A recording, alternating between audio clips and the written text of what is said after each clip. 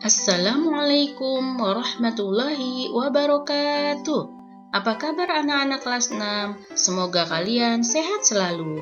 Anak-anak, pada hari ini kita akan belajar muatan tematik IPA dengan materi perkembangbiakan generatif pada tumbuhan. Apa saja yang akan kalian pelajari pada hari ini? Kalian akan belajar tentang perkembangbiakan generatif pada tumbuhan, bagian-bagian bunga, jenis-jenis penyerbukan, dan pengelompokan bunga. Perkembangbiakan generatif pada tumbuhan adalah perkembangbiakan yang dilakukan melalui proses perkawinan.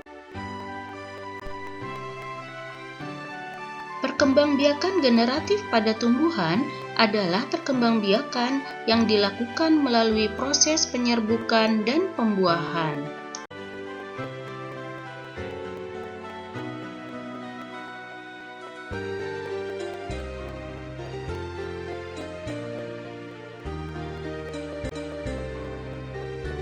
Perkembangbiakan generatif pada tumbuhan diawali dengan penyerbukan, yaitu melekatnya atau jatuhnya serbuk sari ke kepala putik.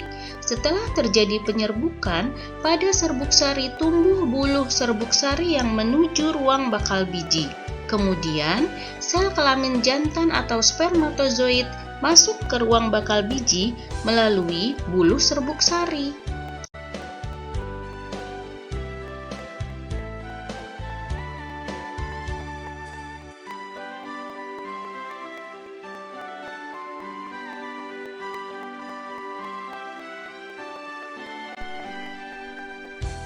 Setelah terjadi penyerbukan, pada serbuk sari tumbuh buluh serbuk sari yang menuju ruang bakal biji. Kemudian, sel kelamin jantan atau spermatozoid masuk ke ruang bakal biji melalui buluh serbuk sari.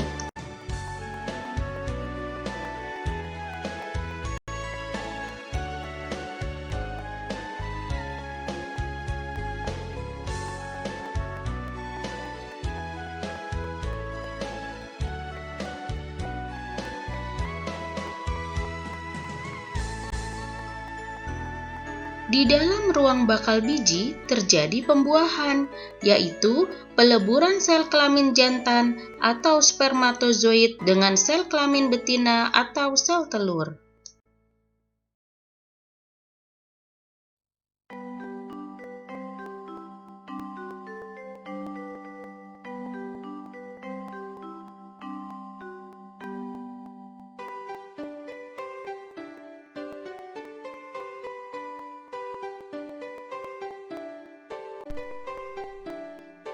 Pembuahan akan menghasilkan zigot. Zigot akan berkembang menjadi lembaga.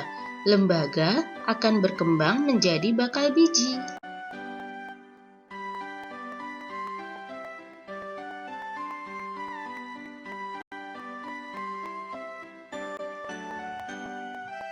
Bakal biji akan berkembang menjadi biji dan bakal buah. Kemudian, bakal buah berkembang menjadi daging buah. Proses penyerbukan ini biasanya terjadi melalui beberapa perantara. Di antaranya ialah melalui bantuan angin, air, hewan, atau bahkan manusia.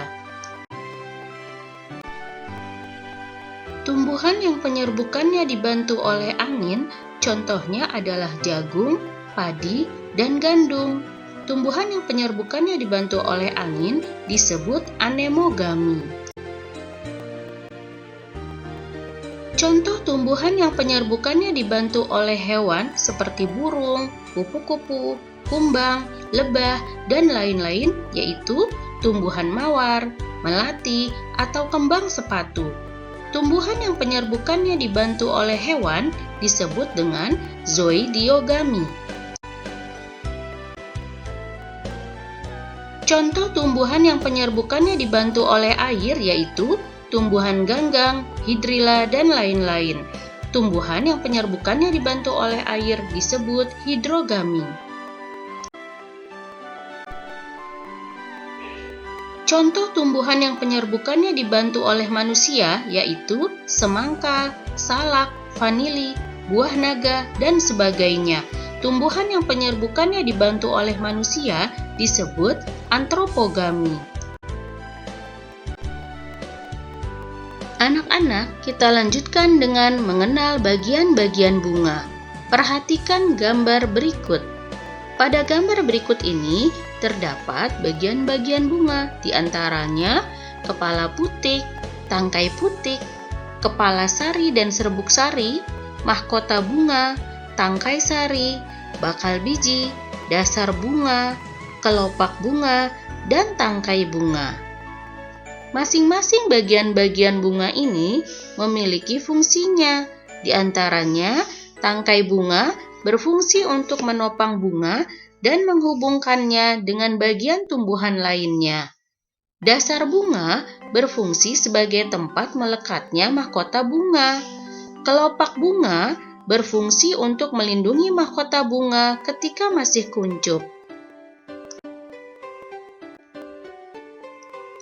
Mahkota bunga berfungsi untuk menarik serangga. Benang sari berfungsi sebagai alat kelamin jantan pada tumbuhan.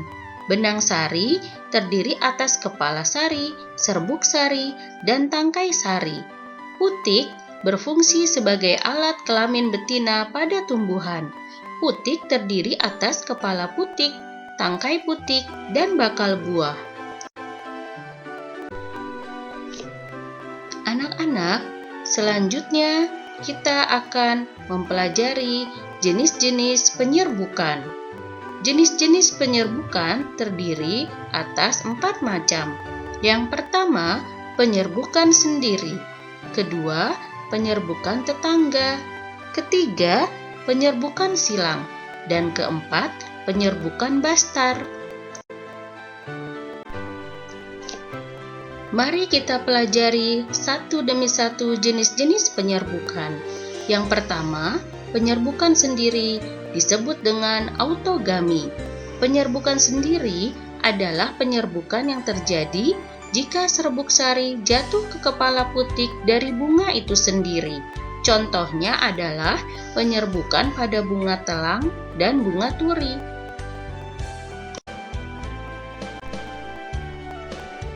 Penyerbukan yang kedua adalah penyerbukan tetangga, disebut dengan geitogami. Penyerbukan tetangga adalah penyerbukan yang terjadi jika serbuk sari jatuh ke kepala putik bunga lain, tetapi kedua bunga tersebut masih satu pohon. Contohnya, penyerbukan pada bunga jagung. Ketiga, penyerbukan silang, atau disebut juga dengan alogami. Penyerbukan silang adalah penyerbukan yang terjadi jika serbuk sari jatuh ke kepala putik bunga lain yang berbeda pohon, tetapi masih satu jenis. Sebagian besar tanaman pangan akan mengalami penyerbukan silang, termasuk labu, bawang, bayam, dan brokoli. Keempat, penyerbukan bastar atau disebut juga dengan hibridigami. Penyerbukan bastar adalah penyerbukan yang terjadi jika serbuk sari jatuh ke kepala putik bunga lain yang berbeda pohon, tidak sejenis tetapi masih satu famili. Contohnya adalah serbuk sari dari jambu batu berdaging merah menyerbuki putik jambu batu berdaging putih. Selanjutnya, pengelompokan bunga. Pengelompokan bunga dibagi menjadi dua. Yang pertama, pengelompokan bunga berdasarkan alat reproduksi, dan yang kedua, pengelompokan bunga berdasarkan kelengkapan strukturnya.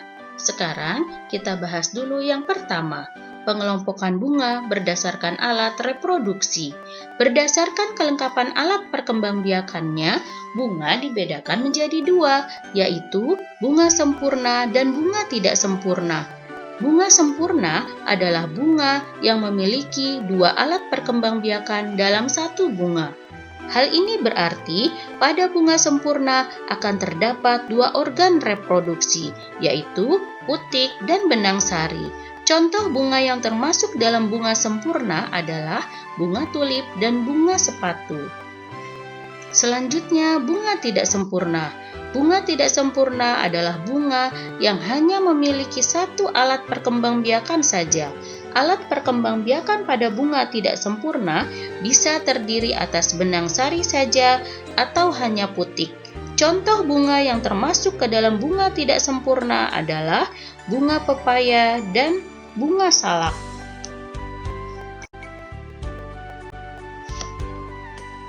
Pengelompokan bunga yang kedua adalah pengelompokan bunga berdasarkan kelengkapan strukturnya. Berdasarkan kelengkapan strukturnya, bunga dibedakan menjadi dua, yaitu bunga lengkap dan bunga tidak lengkap. Bunga lengkap adalah bunga yang memiliki 4 bagian utama pada bunga, yaitu mahkota bunga, kelopak bunga, benang sari, dan putik. Contoh bunga lengkap adalah bunga mawar dan bunga sepatu. Sedangkan bunga tidak lengkap adalah bunga yang tidak memiliki salah satu atau beberapa bagian utama pada bunga. Bunga tidak lengkap biasanya hanya memiliki salah satu perhiasan bunga.